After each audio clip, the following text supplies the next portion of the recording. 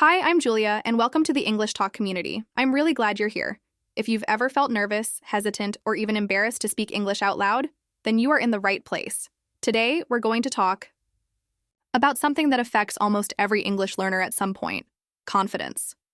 It doesn't matter how many words you've learned, how many grammar rules you've memorized, or how many hours you've spent studying. If you don't feel confident speaking English, all that knowledge stays locked inside. And I know that's frustrating. Have you ever been in a situation where you understood what was being said?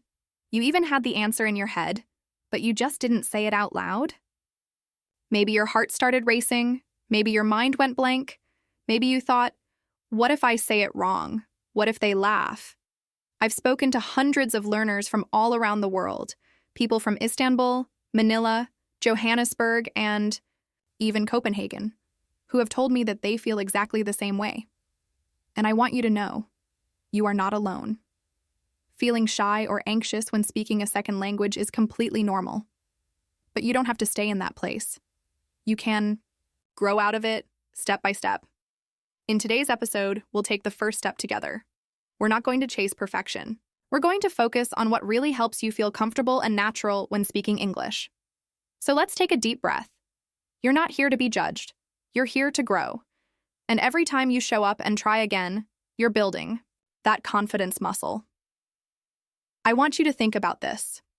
Confidence doesn't mean never making mistakes. Confidence means speaking up even if you might make one. It means showing up even when you feel unsure.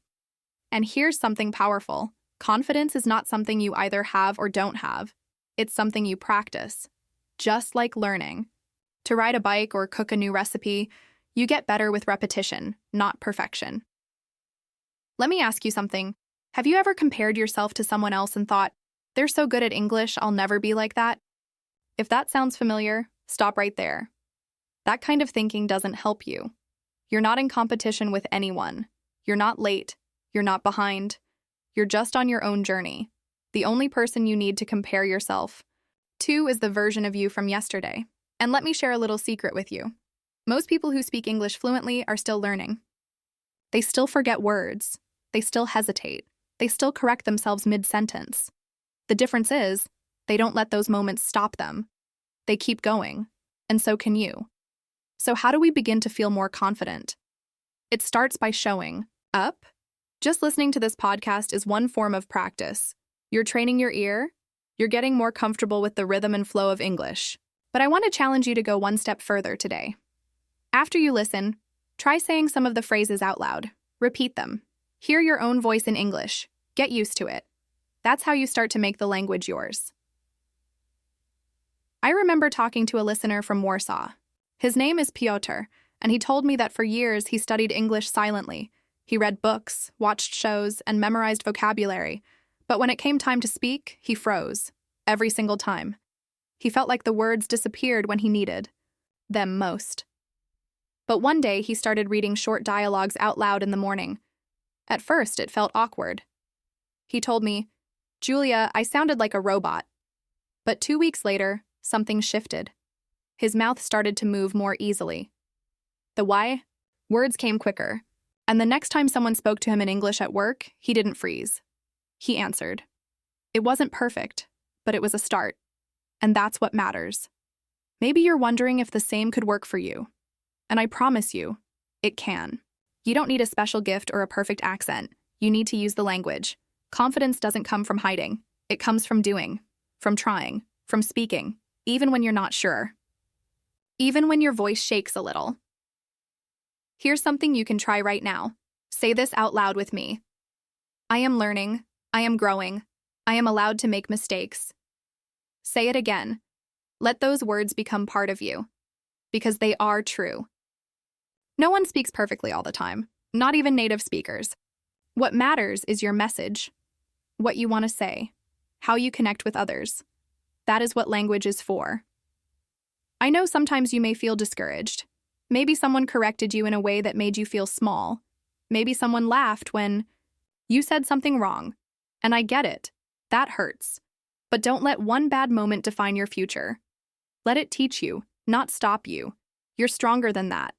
There's something really powerful about giving yourself permission to grow.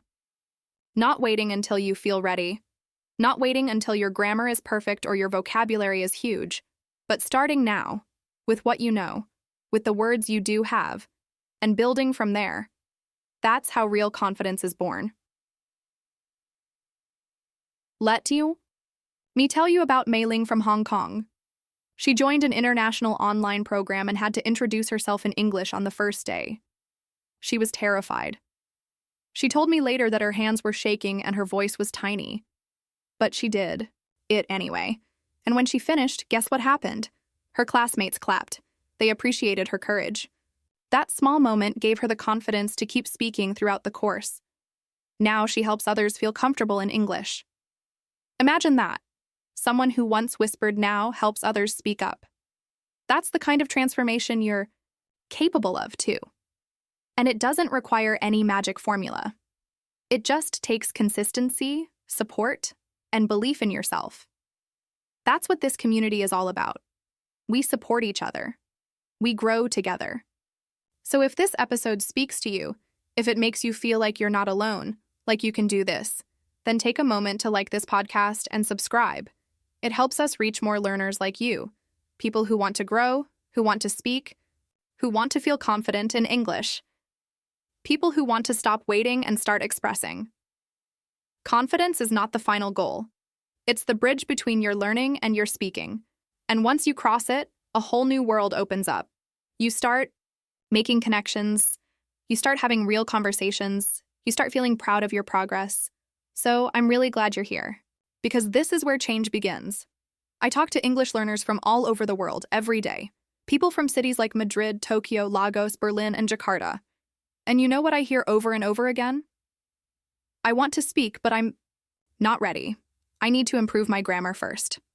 That sentence, or some version of it, comes up constantly. And while it's totally understandable, it's also one of the biggest beliefs holding learners back from real progress. Because here's the truth: grammar alone won't give you confidence. In fact, focusing too much on grammar can sometimes stop you from speaking at all. Let me tell you why this matters.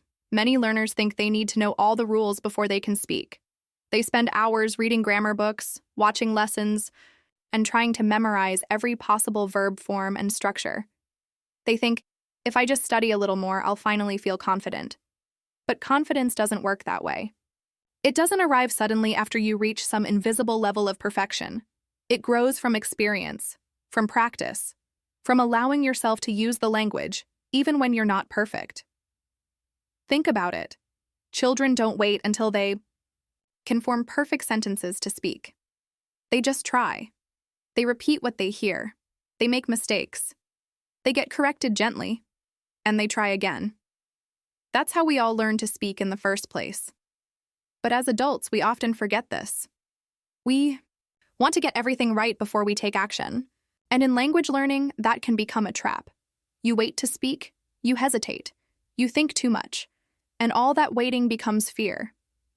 I remember speaking with Ahmed from Cairo. He had studied English for years but had never spoken it outside of a classroom. He told me he knew a lot of grammar, but every time he tried to speak, he got stuck. It's like all the rules get mixed up in my head, he said. And that makes sense. When you're thinking about too many rules at once, you get overwhelmed, your brain freezes, you second-guess everything. And instead of speaking, you stay silent. So I told Ahmed something simple. Start with what you know. Speak even if it's not perfect. He looked unsure at first, but he agreed to try.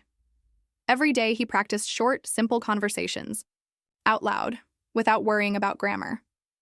He focused on getting his message across, and after just a few weeks, he told me he had his first real conversation with a tourist in English. It wasn't perfect, but it flowed, and he was so proud. That moment gave him more confidence than any grammar rule ever had. Here's the thing. Grammar is a tool. It's important, yes. But it's not the goal. Communication is the goal. Being understood. Making connections. Expressing your ideas. And you don't need perfect grammar to do that. You need the courage to try. Confidence doesn't come from knowing everything. It comes from trusting that you can figure things out as you go. There's a listener I know from Helsinki named Aino. She once told me, "I always waited to speak because I didn't want to sound wrong." And I get that. We're often taught that mistakes are bad, but in language learning, mistakes are part of the process. They're how you learn. When you make a mistake and someone helps you, that correction sticks. It becomes part of your experience. You remember it better than if you had just read about it in a book. And here's another important truth. Most people won't notice your grammar mistakes. They're not listening to judge you. They're listening to understand you. When someone talks to you in your native language and makes a small mistake, do you stop listening? Probably not. You focus on what they mean. It's the same when you speak English. People care more about what you're trying to say than how perfectly you say it. I want you to imagine this. You're in a coffee shop in New York and someone asks you, "Where are you from?" You could panic and think, should I say I come from or I am from? Is the tense right? Or you could smile and say, "I from Milan." Is it perfect? No. But will they understand you? Yes. And if you keep talking, you'll probably improve naturally, just through real experience. That's how language works. Use first. Polish later. Confidence grows in action. It's like building a muscle. You can't think your way into being stronger. You have to move, lift, repeat. The same is true for speaking English. You build confidence by doing, not just by thinking or studying. Every time you say a sentence out loud, even if it's not perfect, you're one step closer. Every time you respond to a question, even if your grammar slips, you're practicing real communication. That's where the magic happens. Let me tell you about one more learner, Naomi from Osaka. She had always been shy about speaking. In school, she was told to focus on grammar tests and writing essays, but never encouraged to speak. When she joined our community, she said, "I know the rules, but I can't speak." So I gave her one challenge: speak every day, just for 5 minutes, without thinking about grammar. Just focus on meaning. She recorded voice notes, talked to herself, and joined short conversations in English. After a month, her voice had more energy. She laughed more when she spoke. She made mistakes, sure, but she kept going. And now, she leads small conversation groups for beginners. She didn't wait to be perfect. She gave herself permission to grow. That's what I want for you. 2. I want you to stop waiting. Stop thinking you need more grammar before you speak. You already know enough to start, and starting is the key. If you keep waiting for some perfect moment, you'll miss out on real experiences, on real communication, real friendships, real confidence. So here's something you can do today. Take a sentence you know and say it out loud. Then say another. Don't worry about making it perfect. Just let the words come out. Record yourself if you want. Listen back and smile. That's your voice. That's you, speaking English. And every time you do it, your confidence grows. You're showing your brain that it's safe to speak, safe to try. And that's powerful. Grammar will always be there. You can keep learning and improving it over time. But confidence? That's what makes you use what you've learned. It's the bridge between knowing and doing. And you don't have to wait to cross that bridge. You can start today, right where you are, with the tools you already have. I remember the first time I met Elena. She had joined one of our online sessions, and in her introduction, she typed in the chat, "I understand English, but I don't speak. I feel blocked." That word, blocked, stayed with me. Elena was a talented graphic designer from Madrid, someone with a creative mind, a love for travel, and a deep curiosity about the world. She had been learning English since she was a teenager, but always in silence. She watched movies with subtitles, listened to podcasts, read articles and books, but when it came time to speak, she shut down. She told me that whenever she imagined herself speaking English, she felt this heavy weight in her chest, like all the words were trapped inside her. "I know the words," she said, "but I don't know how to let them out." It wasn't because she didn't care. On the contrary, she cared too much. She didn't want to sound foolish. She was afraid of making mistakes, of people not understanding her. And that fear kept her silent for years. Then something unexpected happened. Elena's company invited her to represent their design team at a creative tech conference in Berlin. It was an exciting opportunity. Workshops, networking, panels, and many of the speakers would be international. The language of the event? English. When she first heard the news, her stomach dropped. Her initial thought was to decline. She told her manager, maybe someone else should go, someone who speaks better English. But her manager believed in her. You've got the experience, he said, and your English is good enough. That phrase, good enough, was something she had never believed about herself. For Elena, it had always been not ready, not good, not confident. But this time, she didn't want to miss the opportunity. So, she said yes. The weeks leading up to the conference were intense. She prepared by watching videos of past conferences, repeating phrases out loud, and practicing answers to common questions. But still, she worried. What if I freeze? What if I say something wrong and they laugh? Those were the thoughts she shared with me the day before. Her flight. And I told her what I've told so many learners before. You don't need to be perfect. You just need to be present. People aren't listening for perfect grammar. They're listening for connection. When she arrived in Berlin, the first day of the conference felt overwhelming. English was everywhere, on signs, in casual conversations, on stage. She attended a morning workshop but stayed quiet, sitting in the back, taking notes. Then, during the lunch break, she found herself at a table with 3 other designers, one from Warsaw, one from Cape Town, and one from Seoul. They greeted her in English and she smiled, nodded, and sat down. Her heart was racing. She had 2 choices, stay quiet or try. She chose to try. I'm Elena, she said. Her voice shook a little. I work in Madrid with branding and user experience. And just like that, the conversation started. It wasn't fast or polished, but it flowed. The others asked questions, she answered, and to her surprise, they understood. They didn't correct her. They didn't look confused. They listened. They responded. They laughed when she made a joke about coffee breaks in Spanish offices. And that small moment, that first real exchange in English, opened something in her. Later, that day, she asked a question during a panel. She raised her hand, stood up, and spoke into a microphone. Her question was clear, thoughtful, and spoken in a calm, steady voice. The speaker replied warmly. People nodded around her. And in that moment, she felt something shift. Not because her English was perfect. It wasn't. She made small grammar errors. She used simple words. But none of that mattered. What mattered was that she spoke. She showed up. She broke the silence. When she returned to Madrid, she was glowing. She sent me a message that said, Julia, I did it. I spoke. I asked questions. I made friends. I wasn't perfect, but I was me. That message made me smile so much because that's exactly what I want for every learner, to realize that fluency isn't about never making mistakes. It's about having the courage to speak, to try, to connect. Elena's story reminds us that progress often comes in moments of discomfort. Growth lives right on the edge of fear. You don't build confidence by waiting for it. You build it by walking through fear, by opening your mouth even when your heart is pounding. And that's exactly what Elena did. She didn't wait until she felt ready.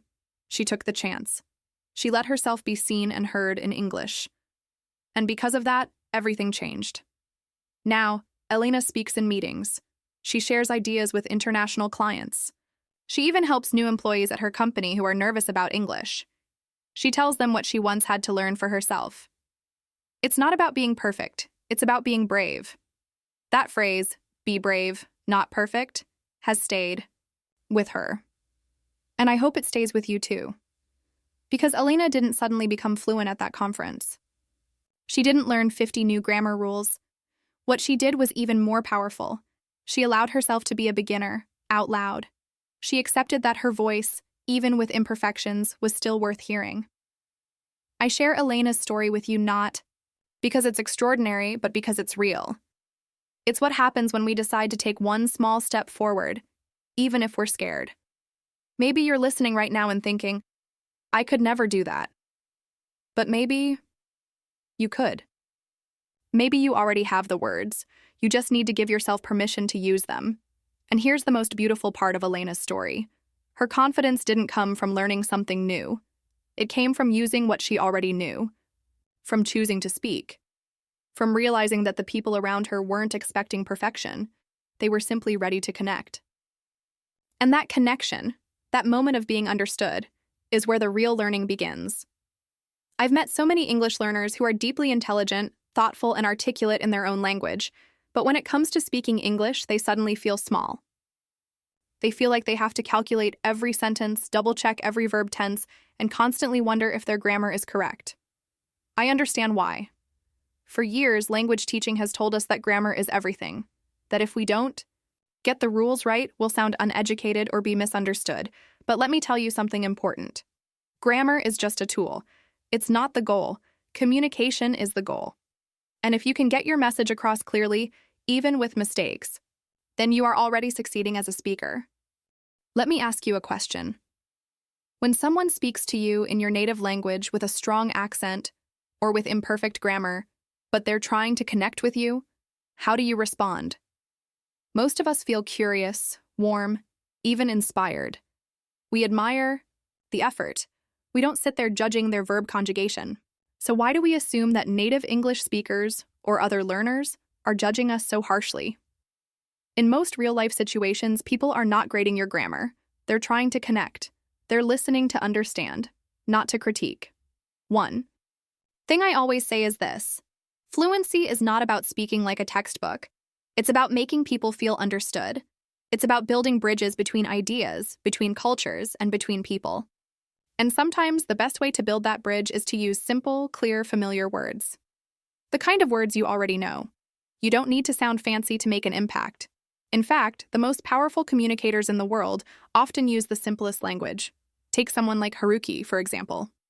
He's a software engineer from Osaka who works remotely with teams around the world. When I first met him, he said, "I am afraid of speaking because I don't want to embarrass myself. I know many words, but I forget them when I speak." So we did an experiment. I asked him to explain his job to me using only the most basic vocabulary he could think of. He said something like, "I build programs. I fix problems in code. I help teams use the product." Was it elegant? Maybe not. Was it clear? Absolutely. And that's what mattered. What Haruki realized in that moment was that clarity didn't require complexity. It required confidence in simplicity. And as he started to believe in his ability to express ideas clearly, even in basic language, his confidence grew. He began speaking more often in meetings. He started giving short updates. And with each interaction, his vocabulary naturally expanded, not because he memorized lists of academic words, but because he communicated, listened, responded, and learned. This is what happens when we shift our focus from perfection to communication. We stop being afraid of mistakes. We stop holding our breath before every sentence. And we start trusting ourselves. We begin to realize that our message matters more than our grammar. That connection matters more than precision. I often tell learners to imagine they're giving directions to someone in a hurry. If you overthink, every sentence the person gets lost. But if you say something simple like, "Go straight, turn left, the bank is near the supermarket," they get the message. That's communication. It's not polished. It's not grammatically perfect. But it works. And that's the point. The truth is, English isn't just one version of the language. It's spoken in so many ways by people all over the world. Someone from London sounds different from someone in Mumbai or Toronto or Johannesburg. Each speaker has a different rhythm, a different accent, a different way of expressing ideas. And yet, they all communicate. The variety of Englishes in the world shows us that there's no single right way to sound. There's just your way. And your way is enough, especially if your goal is to connect. Sometimes when I work with learners, I notice a moment of hesitation before they speak. They pause. They frown. They say, "Wait, is this correct?" And I gently stop them and say, "Tell me your idea. Forget about grammar for a second. Just tell me what you want to say." And almost every time they say something meaningful, something real, and I can see the relief on their face when they realize that they didn't need permission to speak. They just needed space to speak freely. This doesn't mean grammar isn't useful. It is. It helps us fine-tune our message. But it should never be a wall that blocks you from speaking. If you make a mistake, It's okay. Most people won't even notice. And even if they do, most will appreciate the effort, not the error. What they'll remember is the idea you shared, the emotion in your voice, the way you looked them in the eye when you spoke. That's what communication is about. I've spoken to people from all over, from Istanbul to Chicago, from Dubai to Prague. And what I've learned is that the most powerful speakers aren't the ones who know every grammar rule. They're the ones who speak with intention. They focus on their message. They aren't afraid to repeat themselves or to pause and search for a word. They know that speaking English is a skill built on use, not on perfection. So if you've been waiting to speak until your grammar is perfect, I want to invite you to let that go. Start using the words you already know. Say things simply. Don't worry if it's not advanced. What matters is that you're expressing yourself, that you're participating in conversations, that you're letting your ideas be heard. Because when you stop obsessing over grammar, something beautiful happens. You start to feel more relaxed. Your mind becomes freer to focus on the conversation instead of the structure. You become more present, more connected, and over time your grammar improves naturally because you're using the language, living in it, making real connections. So next time you're about to speak and that little voice in your head says, "Wait, is this correct?" Try replacing it with, "Is this clear?" Focus on your message. Let the grammar support you, not control you. And remember, your value as a communicator isn't measured in correctness, it's measured in connection. I know how strange it might sound when I say, talk to yourself in English, but honestly, this is one of the most effective tools I've seen for building speaking confidence. You don't need a language partner, a class, or even a conversation app to get started. You just need your voice and a willingness to try. Speaking out loud, even when you're alone, gives you a chance to practice forming sentences, hearing your own voice in English, and training your brain to respond faster when it's time to speak to others. Think about how most people learn to play an instrument. They don't wait for a concert to start practicing. They practice alone, in small rooms, repeating the same pieces again and again. Language learning is no different. You don't have to wait for the perfect conversation to begin speaking. You can start right now in your room, on your way to work, while cooking dinner, or walking through the park.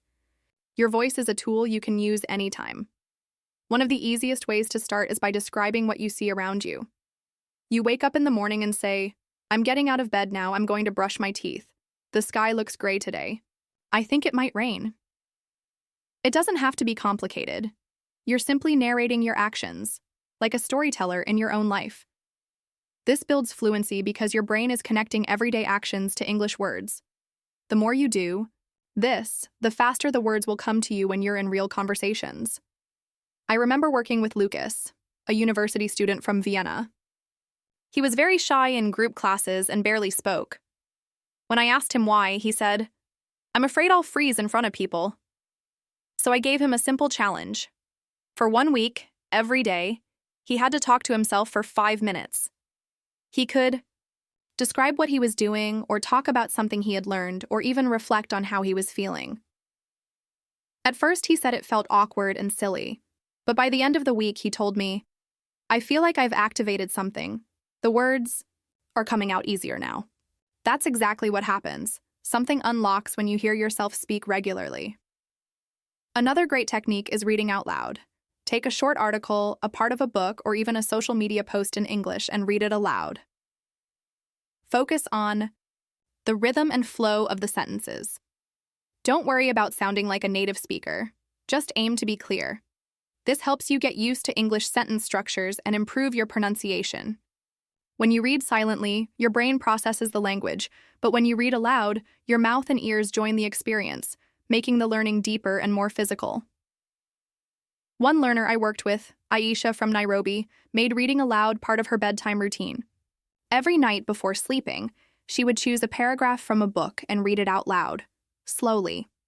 She said it made her feel more comfortable with long sentences and gave her more confidence during work presentations. It was a small, daily practice, but over time it created a big change in how she felt about speaking English. And then there's my favorite, talking to yourself while doing simple tasks. Cooking, folding laundry, walking your dog. These are perfect moments to speak English out loud. While you're chopping vegetables, you might say, "Now I'm cutting the carrots. I need some salt. This recipe is easy." You're not practicing for grammar perfection. You're practicing for fluency, for comfort, for flow. You're teaching your brain to speak without fear. I once met Jin, a young professional from Seoul who worked in finance. His schedule was full, and he didn't have time for regular language exchanges. But he told me that every morning, as he got ready for work, he'd speak to himself in English while choosing his clothes or packing his bag. It was just a few minutes, but it gave him a mental warm-up. He said it was like preparing his brain to operate in English for the day. And because it was private, there was no pressure, just him and his voice. If you're worried that someone will hear you and think you're strange, remember this. Practicing out loud is not for performance. It's for progress. It's your space to experiment, make mistakes, and improve. And honestly, most people are too busy with their own lives to notice if you're talking to yourself on the train or whispering English in your kitchen. If it helps, you can wear headphones and pretend you're on a call. The key is consistency. A few minutes a day can completely shift how comfortable you feel speaking English. Sometimes learners tell me they don't know what to say to themselves. I always suggest using the 5-minute talk. Set a timer for 5 minutes. Pick a simple topic like your weekend plans, your favorite movie, or your daily routine, and speak non-stop. Don't worry about grammar. Don't stop to look up words. Just keep going. If you get stuck, repeat what you just said or switch topics. The goal is not perfection. The goal is flow. Over time, you'll find it easier to speak without freezing. Another idea is keeping an English journal by voice. Instead of writing, speak your thoughts into your phone's recorder. Talk about your day, your goals, something that made you happy or frustrated. Later, you can listen back to hear how you sound. This is not to criticize yourself. It's to notice your progress. You'll start recognizing words you use often, areas where you pause, and moments where your confidence shines through. You don't need a perfect environment to practice. You don't need quiet. You don't need an audience. What you need is permission from yourself to try. You're not waiting for English to become automatic. You're creating that ability by using your voice every day. You're teaching your mouth how to form the words, your ears how to hear the sounds, and your mind how to organize ideas in real time. I truly believe that if more learners practiced speaking out loud daily, even just a little, their confidence would grow faster than they imagine. You'd stop feeling like English is something you only study. It would become something you do. It would become part of your day, part of your habits, part of your identity. And remember, when you speak out loud, even to yourself, you are speaking English. You are practicing in the most direct way possible. It's not about who's listening. It's about what you're building inside yourself. The rhythm, the voice, the courage. The more you speak, the more fluent you become. Not in grammar, but in expressing yourself, in using your words, in becoming comfortable with your own English voice. And that voice is worth using. I remember the first time I met Amir. He had reached out to me through our community chat, and his message was simple. I freeze during meetings. Amir is a talented software engineer from Karachi. He works remotely with an international team based in London, Berlin, and Singapore. Every day he joins meetings where English is the main language. He understands everything people say, but when it's his turn to speak, he gets stuck. He told me, "My heart races, my hands get cold, and I just want to disappear." Maybe you felt the same way.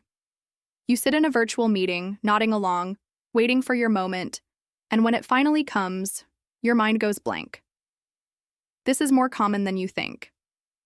The fear of speaking, especially in professional settings, can be overwhelming. Amir wasn't struggling with vocabulary or grammar. He was struggling with confidence, with the fear of judgment, with the pressure to speak perfectly in front of people who speak fast and with authority. And that fear made him quiet. He didn't share his ideas, even when he had something important to say. He told me, "After the meeting ends, I think of everything I could have said. But it's too late." I asked Amir a question I often ask learners in similar situations. What if you treated your English like part of your job, not something separate from it. That's when we came up with a method that changed everything for him. Before every meeting, Amir would write a short script, just a few sentences of what he wanted to say. It could be a project update, a question, or even a response to something his manager might ask. Then he'd practice reading it out loud 3 times, not just silently in his head, out loud with his voice, as if he were already in the meeting. This routine became his daily preparation. He wasn't memorizing a speech. He was preparing his brain and body to speak in English under pressure. By speaking out loud in advance, he was training his mouth to move, his thoughts to organize, and his nerves to calm down. The result? During meetings, he started speaking more naturally. He didn't need to read from his notes, just knowing that he had already said the words before gave him the confidence to speak up. 1 week after starting this method, Amir told me something powerful. I spoke twice in our team call, once to update my manager and once to ask a question. Both times, people responded, they listened, and it felt amazing. That moment was a turning point. He realized that his voice mattered, not because it was perfect, but because it was clear, thoughtful, and present. Over time, his coworkers began to rely on him more. They asked for his input. His manager complimented his communication. And Amir? He stopped dreading video calls. This method works because it shifts your energy from fear to focus. When you know what you want to say and you've practiced saying it aloud, you're not caught off guard. You don't panic. You may still feel nervous, that's natural, but the words come faster, smoother, and with more clarity, and that's the goal. Not perfection, but presence. Not flawless English, but confident communication. I started sharing Amir's method with other learners, and the results have been similar. One woman from Warsaw began using the same script and speak technique for her client meetings. A young man from Bangkok used it before presenting design updates. A nurse from Istanbul used it before her shift meetings. All of them had one thing in common. They stopped waiting for confidence to magically appear. They built it by preparing their voice before the moment arrived. If you're wondering how to use this method yourself, it's simple. Start with 1 meeting, 1 message, 1 small goal. Write a few sentences you want to say. Maybe it's, I've completed the report and shared it with the team, or I'd like to suggest a different timeline. Keep it short and simple. Then, say it out loud. Not once, 3 times. Let your voice carry the words. Let your ears hear your English. Let your mind become familiar with what it feels like to speak without hesitation. Over time, you can build more flexibility into this. Prepare 2 or 3 possible responses to questions you might get. Practice different ways to explain your point. If your job involves regular video calls, create a habit of doing this every day. Just 10 minutes before a meeting can make a big difference. You're not just practicing your English, you're building your confidence muscle, preparing it to perform when you need it most. I also recommend recording yourself sometimes. Just a voice memo on your phone. Listen to it later, not to criticize, but to observe. You might hear yourself pause, or repeat certain words, or even sound stronger than you expected. This feedback helps you grow. It gives you a picture of your real voice, not the one imagined in your fears. And let me remind you of something very important. Your accent, your mistakes, your pauses, they don't define your value. What matters is that you show up, that you try, that you make space for your voice in the conversation. People respect clarity, honesty, and effort. When you speak with preparation, people feel it. They respond to your message, not just your grammar. Amir's story is not about becoming fluent overnight. It's about making a decision to stop hiding, to stop waiting for perfection, to start using English, even if it's not smooth at first. He didn't change who he was. He changed how he prepared. And that made all the difference. He didn't let fear win. He found a way to speak, and because of that, he found his voice. You can do the same. Start small. Speak out loud. Prepare your words. And trust that your voice, just like Amir's, is worth hearing. One of the most powerful things I've learned from coaching English learners around the world is this. Speaking simply is not a sign of weakness. It's a smart, strategic choice that leads to real communication. I've seen people try to use complex grammar and advanced vocabulary in conversation, thinking it would make them sound more fluent. But more often than not, those long, complicated sentences lead to hesitation, confusion, or silence. The truth is, simple sentences are faster to form, easier to say, and more effective in real conversations. I often meet learners who feel embarrassed using basic structures. They'll say, "But Julia, I sound like a beginner," or "I want to sound more advanced." And I always ask them, do you want to impress people, or do you want to be understood? Because communication is not a competition. You don't win points for using longer words. You succeed when people understand you and respond naturally. Think about the way native speakers talk to each other every day. They don't say, "I am currently experiencing a period of emotional instability." They say, "I'm feeling down." They don't say, "It is of utmost importance that we address this concern at our earliest convenience." They say, "We need to talk soon." The beauty of English lies in its ability to express big ideas with small words. And when you train yourself to use shorter, clearer sentences, you reduce the time you spend thinking, correcting, and second-guessing. You start speaking more naturally and confidently. I remember working with a man named Lucas, a civil engineer from Warsaw. He used to write long, complex messages for his team meetings and try to memorize them. But when he spoke, he would often get stuck halfway through a sentence. One day, I asked him to say what he wanted to say using the fewest words possible. So instead of saying, "I would like to provide a brief overview of the project's current status and highlight any foreseeable obstacles," he said, "Let me share a quick update and possible problems." And it was perfect. Clear, efficient, confident. The reason this works is simple. Short sentences give your brain less to process. You don't have to remember complex structures. You don't have to worry about forgetting a word halfway through a long thought. You speak one idea at a time, and that keeps you in control. It helps you sound more fluent, not less. Another great example is from Hannah, a university student from Cairo. She used to worry a lot about speaking correct English, so she added phrases she read in academic texts. But in casual conversations, it just didn't work. She told me, "People looked confused when I talked." We worked on simplifying her style. Instead of saying, "In accordance with the schedule, I plan to commence my research by the end of this academic term," she practiced saying, "I'll start my research at the end of the semester." It was still professional, but much easier to say and easier to understand. One of the exercises I often share is this. Take something you want to say, write it down the way you normally would, then rewrite it using fewer words. Break long sentences into 2 or 3 shorter ones. Focus on clarity, not decoration. For example, if you want to say, "Despite having had limited exposure to formal training, I managed to complete the assigned task successfully," you can say, "I didn't have much training, but I finished the task." Both are correct. But the second one is simpler, quicker, and more confident. Now, I'm not saying you should never use longer sentences or new vocabulary. Of course, you should grow and expand your skills. But when it comes to speaking, especially in real time, conversations, simplicity helps you keep the flow going.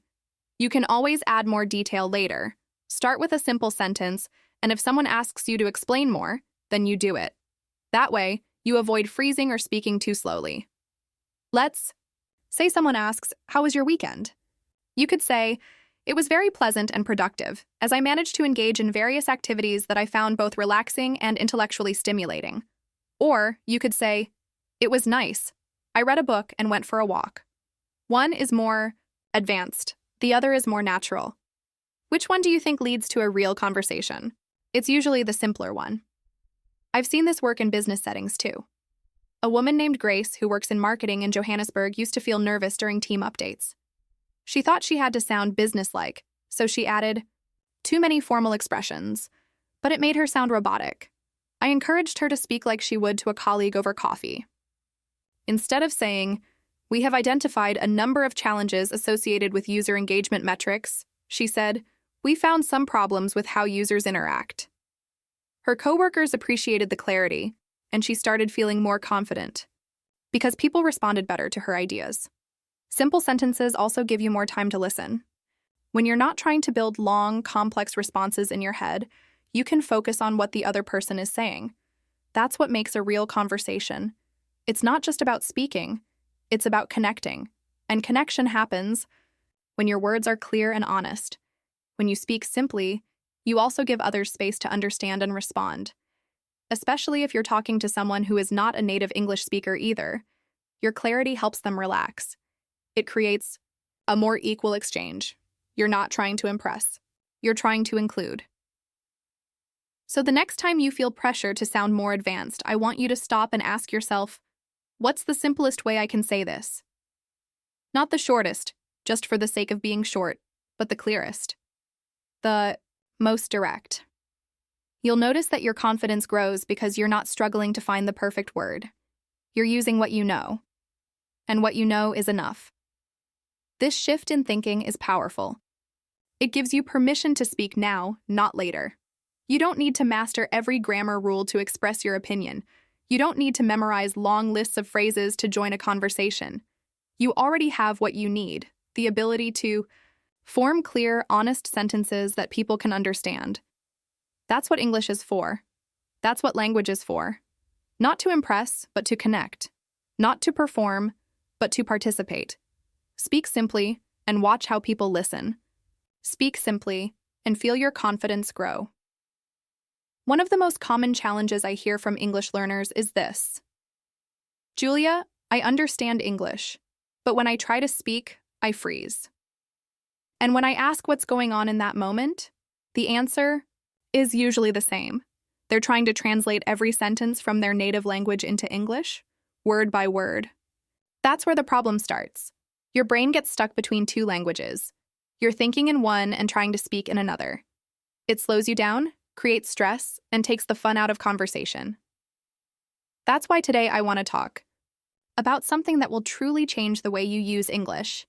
Thinking in English. When you think in English, you stop translating. You start forming ideas the same way you express them. You build speed and fluency because your brain isn't working double time. And here's the good news. You don't need to be fluent to start thinking in English. You just need to start small with words and sentences you already know. This is not about perfection. It's about building a habit, one that becomes more natural with time and practice. Let me tell you about one of my former students, Marta. She's a nurse from Milan who had been learning English for over 10 years. She could read well and understand most conversations, but when it came to speaking, she always hesitated. Her sentences came out slowly, and she said she felt tired after every conversation. I asked her to describe what was happening in her head before she spoke. She told me she was first building the sentence in Italian, then trying to convert each word into English before saying it. That's a lot of work for one brain to do while keeping up a conversation. So I gave her a challenge. For 1 week, I asked her to pick a few daily tasks and think about them only in English. For example, when getting dressed in the morning, she'd say to herself, "I'm wearing my blue sweater today," or "It's cold, I'll need my jacket." While cooking, she'd say, "I'm chopping onions," or "The pasta needs 2 more minutes." These were simple, clear phrases that didn't need to be perfect. They just needed to be in English. After just a few days, Marta told me that her brain had started switching automatically. She found it easier to respond in English without translating first. That mental switch made a huge difference in her confidence. The key here is consistency. You don't need to think in English all day long at first. That would be exhausting. But you can choose small moments during your day to practice. Try this.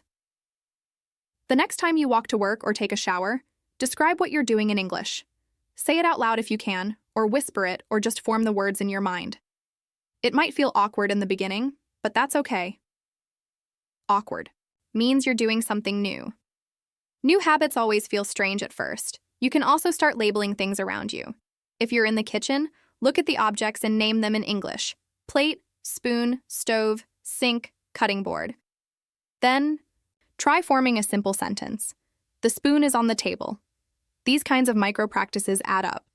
They train your brain to connect thoughts directly to English words without needing your first language as a middle step. Another great exercise is to narrate your actions. Imagine you're the main character in a movie, and there's a narrator describing what you do. She opens the fridge. She looks for milk.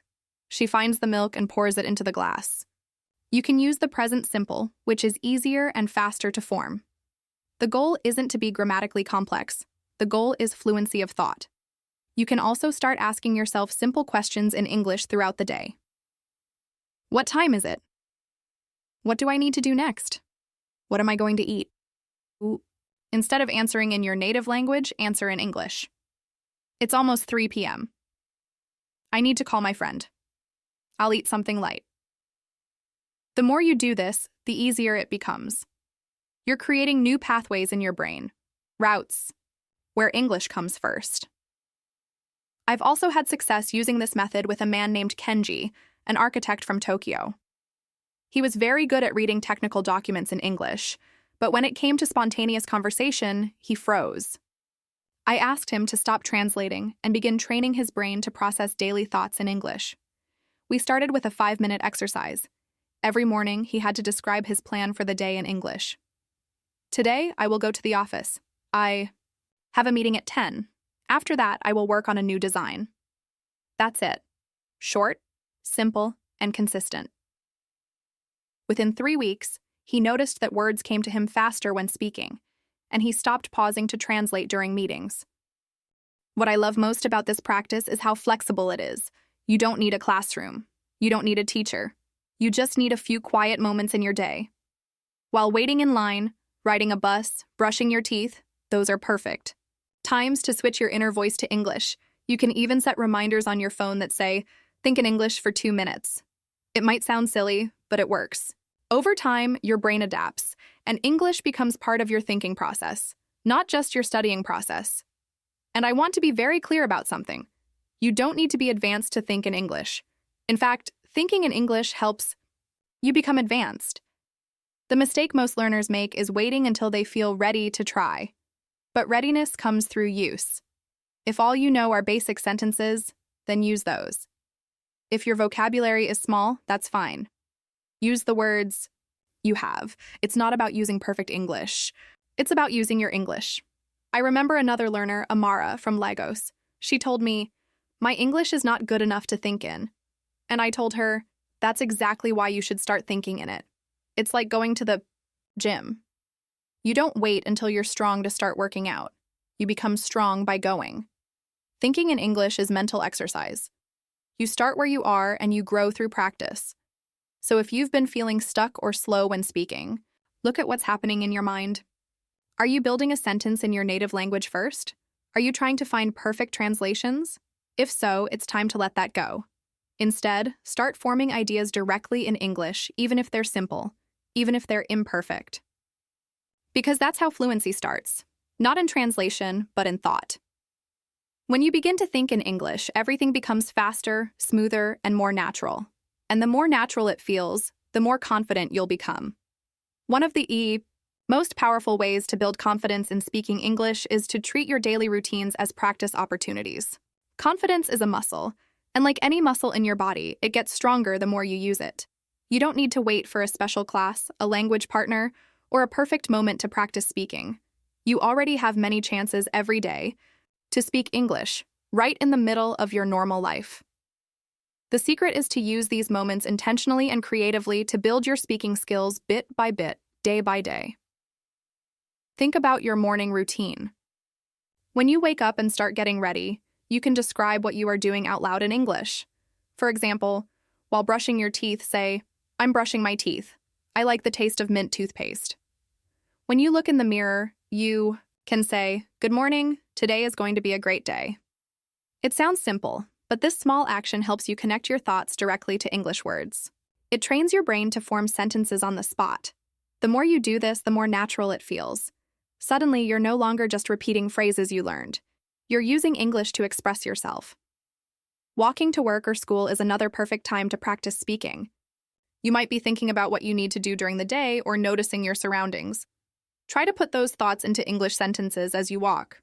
For example, you might say, "The weather is nice today. I see many people walking with umbrellas. I hope it doesn't rain later." This simple narration helps your brain link everyday experiences with English vocabulary and sentence structures.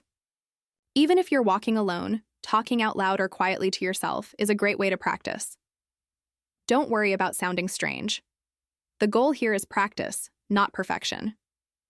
When you prepare dinner, you can also use this time to build your confidence.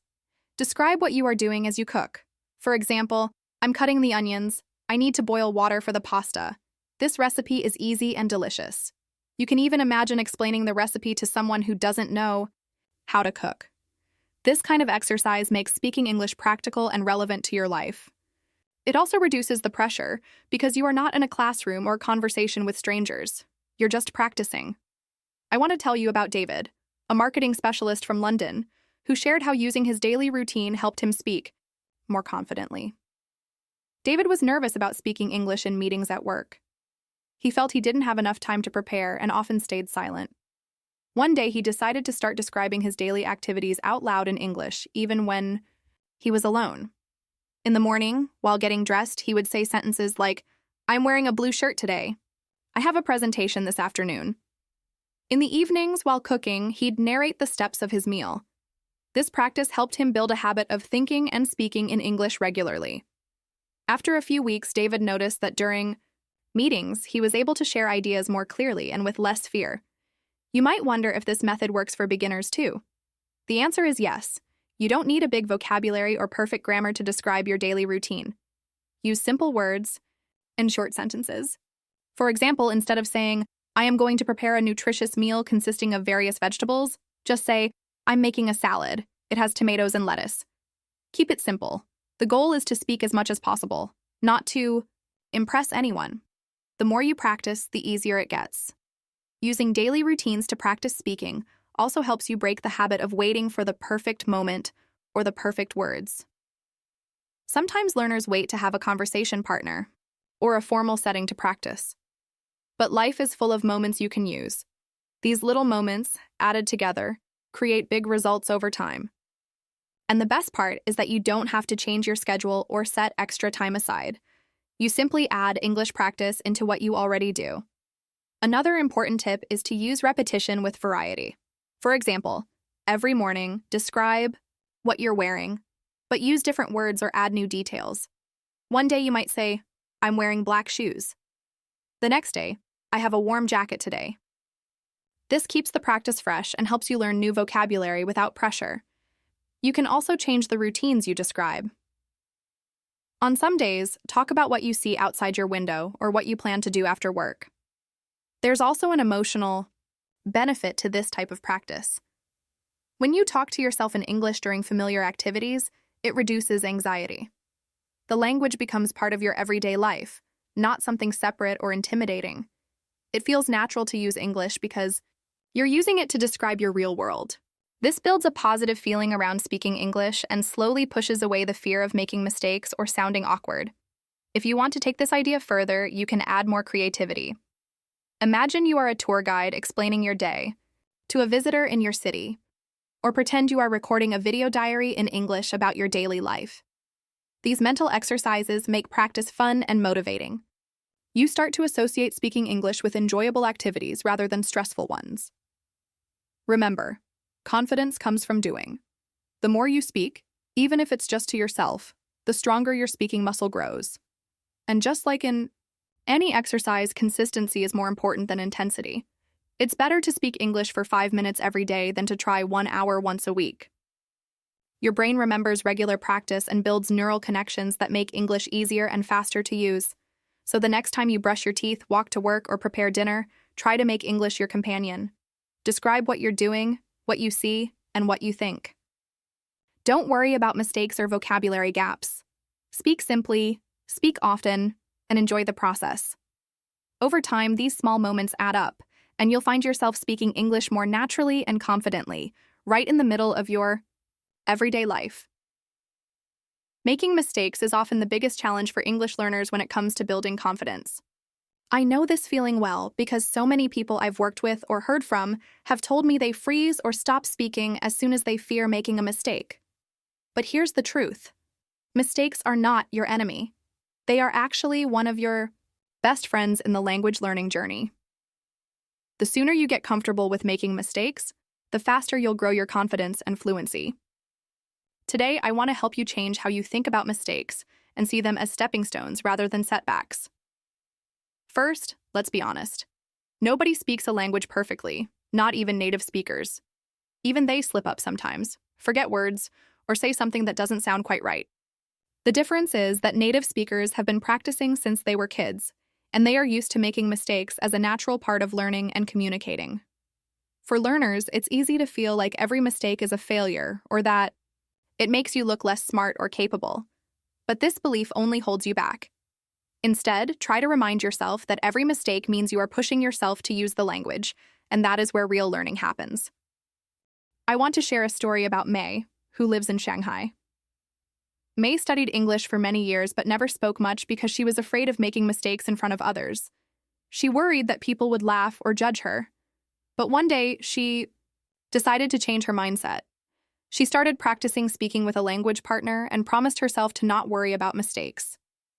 At first, she made a lot of them, mixed up tenses, mispronounced words, and sometimes forgot how to say simple things. But instead of stopping, she asked for feedback and listened carefully to how native speakers corrected her. Over time, May saw that each mistake helped her improve. She realized that people appreciated her effort more than her accuracy. This change in attitude gave her confidence to speak more and more, and now she can hold conversations comfortably. May's story shows us that embracing mistakes is the path to progress. One way to get comfortable with mistakes is to practice in low-pressure situations. For example, try speaking English when you're alone or with friends who support you and understand that you are learning. When no one is judging, it's easier to experiment and make errors without stress. You can also practice recording yourself speaking and then listen to it later. This helps you notice mistakes without the pressure of real-time conversation. Over time, you'll hear your progress and feel motivated to keep going. It's also important to change your inner dialogue. Many learners have a harsh voice inside their heads saying things like, "I shouldn't have said that," or "I'm so bad at English." Instead, try to talk to yourself like a friend who's encouraging you. Say things like, "It's okay to make mistakes," or "I'm learning every day." Positive self-talk builds confidence and reduces anxiety. Remember, mistakes are evidence that you are trying, and trying means you are moving forward. Another tip is to prepare yourself for mistakes before you speak. This might sound strange, but mentally accepting that you will make errors can reduce fear. Tell yourself, "I might say something wrong, and that's fine. I'm here to learn, and I will get better." When you expect mistakes, they don't surprise or scare you as much. You can focus more on the message you want to share instead of worrying about perfection. Also, keep in mind that communication is the real goal of speaking English. People want to understand you, not judge you. Most listeners are patient and appreciate when someone tries to speak their language, even if it's not perfect. This kindness is a gift you might not expect, but it's there. If you don't understand something or if you make a mistake, don't be afraid to ask for clarification or to repeat yourself. This shows that you care about communicating clearly, and it's a normal part of any conversation. One practical exercise I recommend is to set a mistake challenge for yourself. For example, decide to say at least 5 sentences each day, knowing that some will be wrong. The key is to say them anyway. You might write down simple sentences before speaking, so you feel prepared. Then, after speaking, reflect on what you learned from the mistakes. Maybe you learned a better word, a correct verb form, or how to pronounce something more clearly. This reflection is important because it turns mistakes into powerful learning moments. I also want to remind you that mistakes often lead to funny or memorable moments. Sometimes when you say something wrong, it creates laughter or a shared joke, and that's a wonderful way to connect with others. Don't be afraid to laugh at yourself gently. It's part of the language journey and makes it more enjoyable. When you take yourself less seriously, you reduce pressure and increase your confidence naturally. Finally, think about how amazing it is that you're trying to learn a new language at all. Speaking English is not easy. You're stepping outside your comfort zone every time you open your mouth to speak. This courage deserves respect and celebration, even if you make mistakes. Every mistake is proof that you're growing and getting closer to your goal. So the next time you feel nervous about making errors, remind yourself that mistakes are your friends, not your foes. They are your teachers, your guideposts, and the way to unlock your true confidence in English. Keep practicing, keep making mistakes, and keep speaking. I believe in you, and I'm here cheering you on every step of the way. I want to tell you about Naomi, a young professional from Tokyo who works in a busy office downtown. Naomi had studied English for years in school, but whenever it came time to speak, especially in front of others, she would freeze. She was terrified of making mistakes and worried that people would judge her pronunciation or grammar. For Naomi, speaking English felt like a huge hurdle, and even though she understood most of what she heard or read, the moment she tried to speak, nerves took over. This is something many learners experience, feeling stuck between knowing the language and actually using it confidently. One day, Naomi heard about an online English book club. The idea was simple. A group of people from different countries would meet once a week over video call to discuss a short story or a chapter from a book. What attracted Naomi to this club was that the focus was on sharing thoughts about stories, characters, and ideas, not on correcting grammar or speaking perfectly. She decided to join, even though she was very nervous about speaking at all. At the first meeting, Naomi listened quietly, unsure if she would say anything. The group was friendly, and everyone seemed more interested in the stories than in judging how well anyone spoke English. After a while, one of the members asked her a simple question about the book. Naomi hesitated but then gave a short answer. It wasn't perfect English, but it was clear enough. The group smiled, encouraged her, and the conversation continued. That small moment was a huge breakthrough for Naomi. She realized that speaking English could be enjoyable and that she didn't need to be perfect to participate. Over the next few weeks, Naomi became more active in the book club. She started preparing a few thoughts in advance, which made her feel ready and less anxious. She also found herself looking forward to the meetings, not only to practice English, but to connect with others who loved stories just like she did. The social environment of the club helped her feel safe. It wasn't about being tested or graded. It was about sharing and learning together. This support made a big difference in her confidence. Naomi's story teaches us an important lesson. Sometimes the best way to build confidence in speaking is to find a social setting where the pressure to be perfect is low and the focus is on connection. When the emphasis is on sharing ideas, feelings, and stories, speaking English feels more natural. You start to care more about expressing yourself than about flawless grammar, and that shift helps reduce fear and hesitation. If you're someone who feels nervous about speaking, think about joining or creating a group where you can practice English in a relaxed, supportive environment.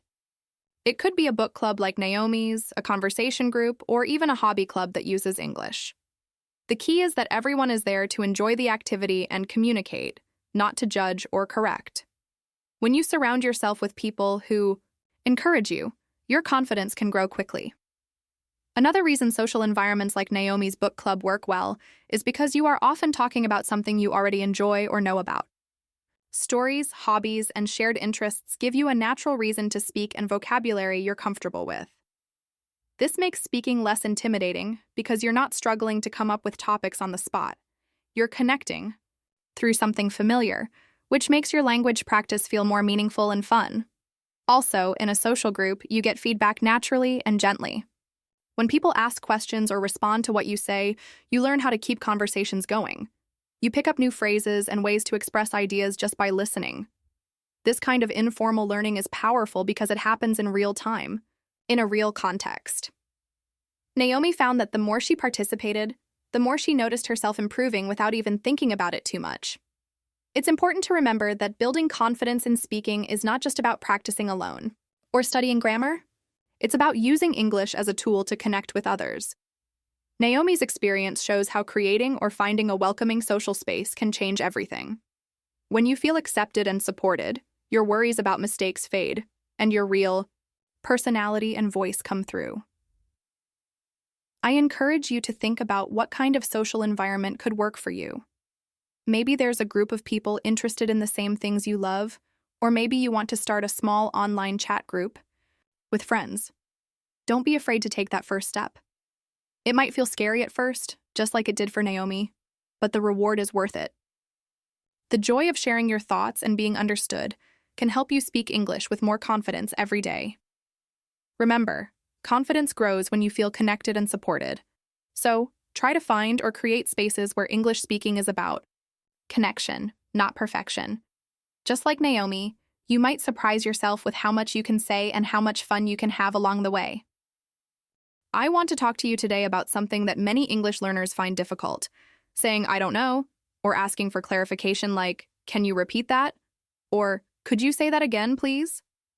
At first, these phrases might feel like admitting defeat or showing weakness, but the truth is, they are some of the strongest tools you have in a conversation. When you're learning any language, it's natural not to understand everything right away. That's perfectly okay. What matters is how you handle those moments when you feel unsure or lost.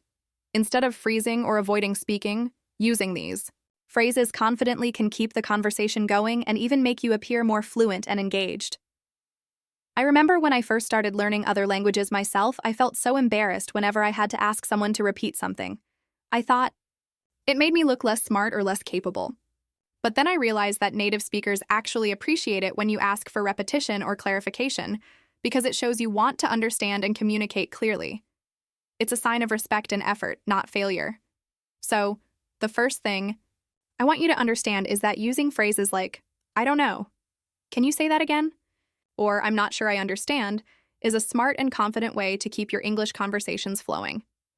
One practical tip I always share is to have a set of polite and simple phrases ready for those moments. For example, you can say, sorry, can you repeat that? Or, I'm not sure I understand, could you explain again? Or even, I don't know how to say this in English, can you help me? These phrases don't have to be perfect English, they just need to be clear and polite.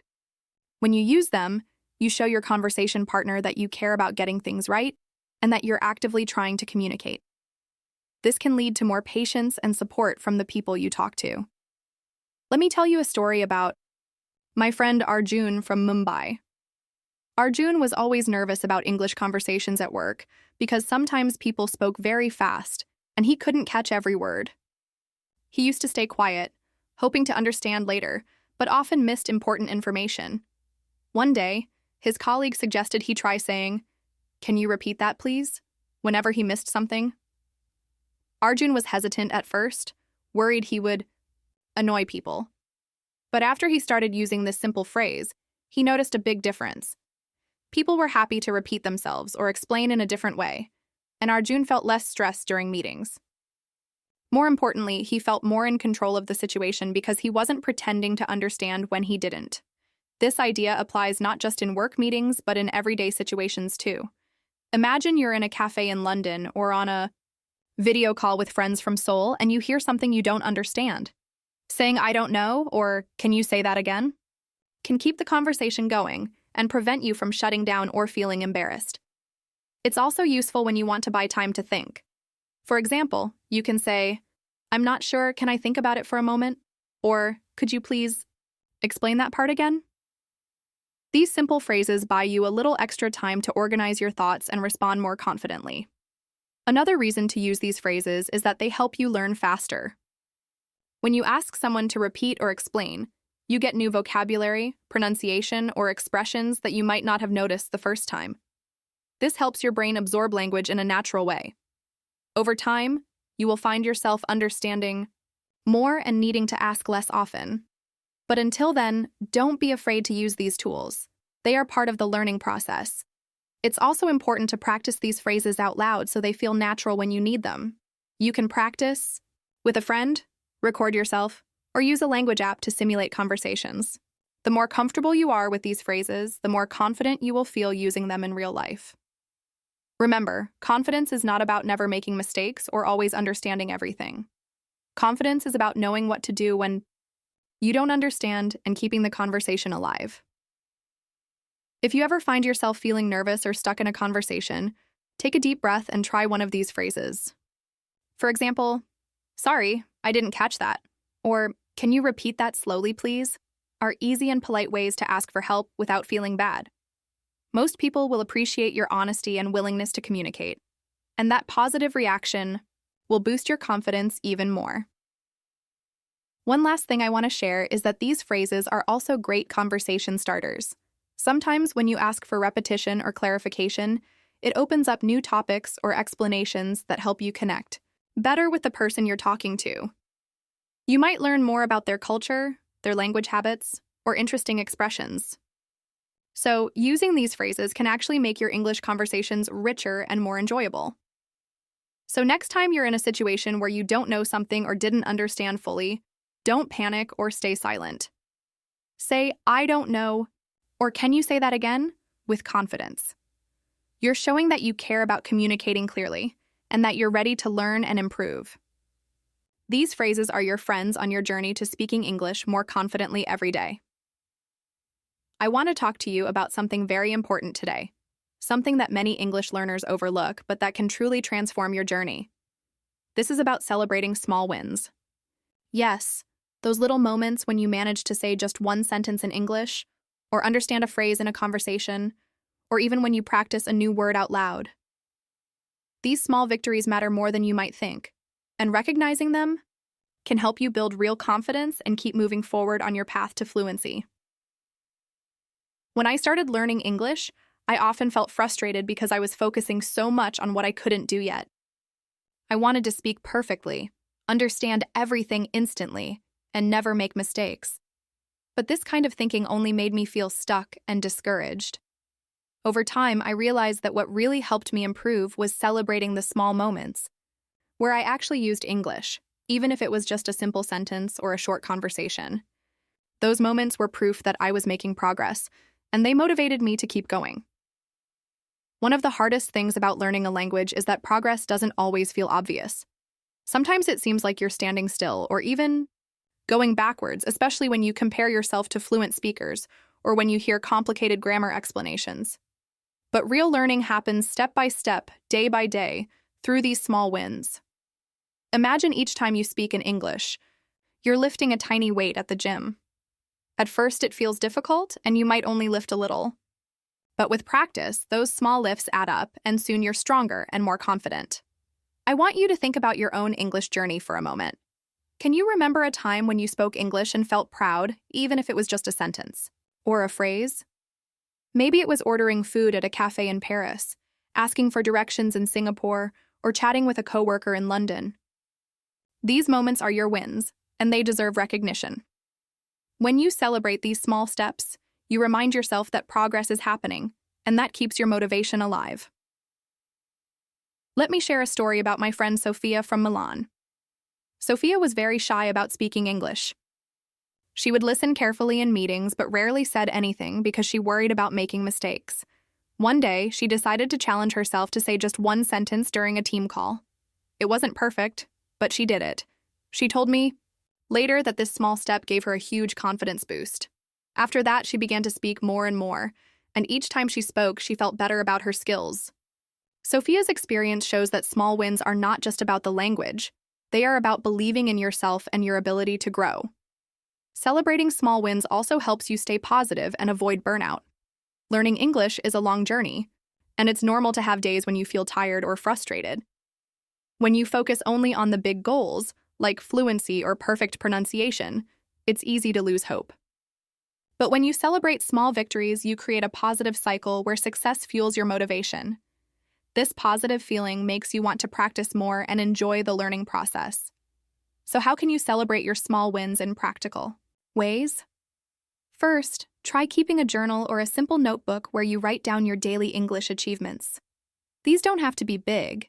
It could be something like, "I said hello to my colleague in English," or "I understood a song lyric," or "I learned a new word and used it today." Looking back at your list over time will show you how far you've come, even if it doesn't feel like it day to day. Another way to celebrate is to share your wins with others. Maybe you can tell a friend, a language partner, or even post on sites, a social media group about your progress. Sharing your achievements helps you feel connected to a community and reminds you that others are on a similar path. When you celebrate with others, you also inspire them to recognize their own wins, creating a supportive environment for everyone. Sometimes it helps to reward yourself for reaching small goals. It doesn't have to be anything big or expensive.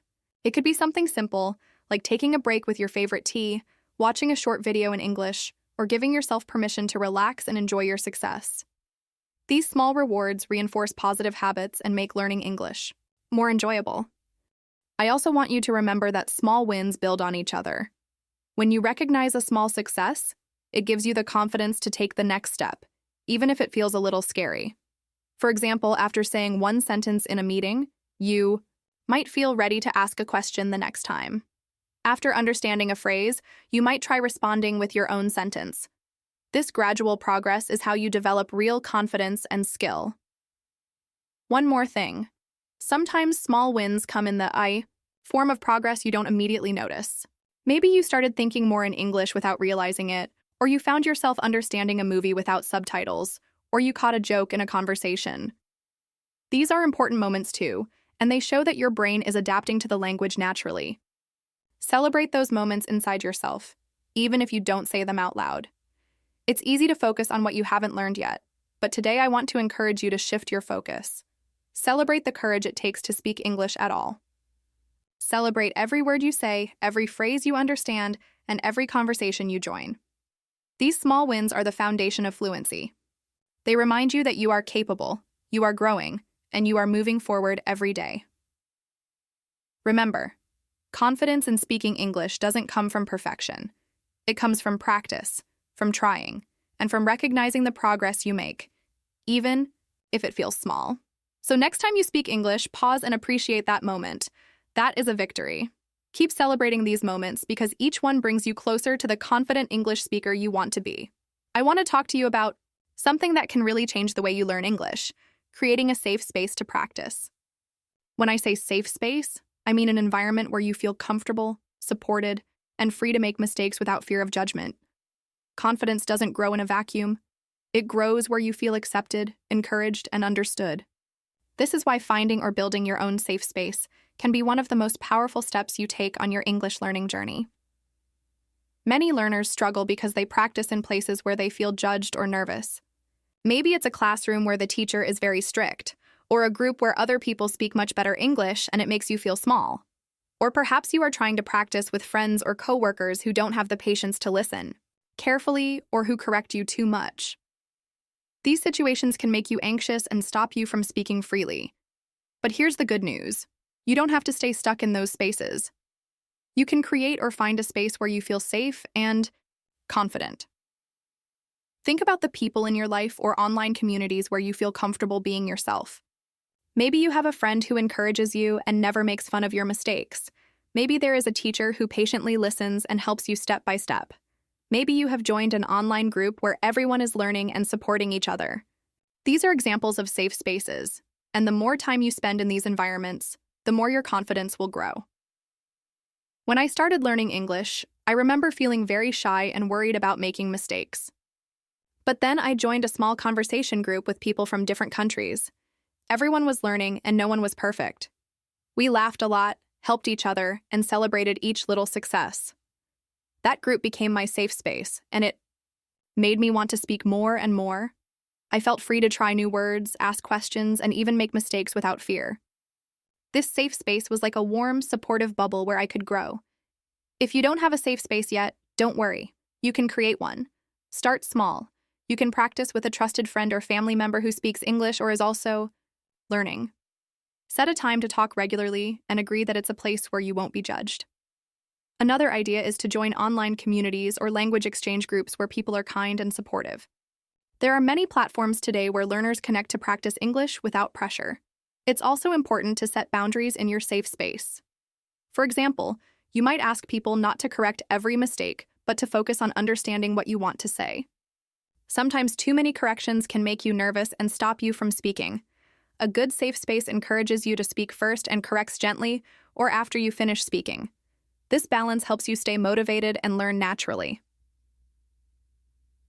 Creating. A safe space is not only about the people around you, but also about your own mindset. Sometimes we are our own harshest critics. You can create an inner safe space by being kind to yourself. Remind yourself that mistakes are normal and part of learning. Speak to yourself as if you were encouraging a good friend. This inner support will make it easier to practice out loud and take risks with your English. Another way to create a safe space is to choose topics that interest you and feel comfortable discussing. When you talk about things you know well or enjoy, your confidence will increase because you already have something to say. It's okay to start with simple topics like your hobbies, your favorite food, or your daily routine. As your confidence grows, you can gradually explore more challenging topics. Safe spaces can also include tools and activities that reduce pressure.